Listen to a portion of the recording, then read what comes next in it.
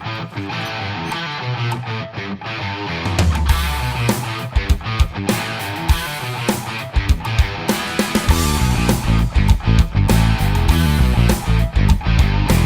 new MT Metal Series front bumper will give your rig an awesome rugged look with a choice of 3 different end cap options and 2 different bush guard choices, so you can customize it the way you like. Best of all, it's made right here in the USA, has a durable black powder-coated finish, and comes with a lifetime limited warranty, so you can rest assured you're getting a great product for your Jeep. Today we're going to show you how you can bolt this all-welded steel bumper onto your Jeep, giving you the perfect platform for all the accessories that you've ever wanted, ranging from lights to winches to D-rings. The first thing we did was remove the factory bumper assembly. 4 dart clips holding the underside of the OE bumper and 2 dart clips from behind the plastic skid plate were removed. Remove the 8 nuts holding the bumper to the frame.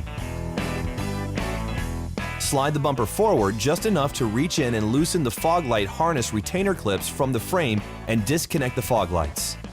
Slide the bumper off the frame horns. Remove the dart clips from the top bumper trim. Set the trim aside. So now we're just going to actually disconnect the vacuum pump. It's pretty simple.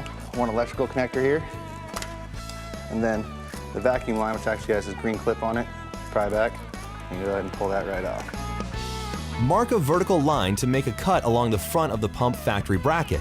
Cut the pump factory bracket front from the frame. The safest method is to use a plasma cutter, but you can also use a sawzall or cutting wheel. Gently pry the front of the factory bracket away so that the rear of the bracket can be cut loose. Next, we'll begin with the winch tray installation by sliding the T-shaped nut plates into both inner frame pockets with the nuts facing outside. They recommend to run a bolt in from the front on both sides until tight to flush up the winch tray, and then tighten the side winch tray bolts. At that point, you can remove the front bolts from the end of the frame. Don't over-tighten the winch tray hardware at this point, unless you're sure of a flush mount to the frame. If your vehicle is a 2012 or newer model, mount the vacuum pump relocation bracket now. Tightly secure the pump to the bracket and then mount the bracket to the winch mount. Now is the time to set the winch into the winch tray cradle and run the winch mounting bolts into place. We suggest the cable or rope already be in place at this time and the fair lead to be mounted on the bumper.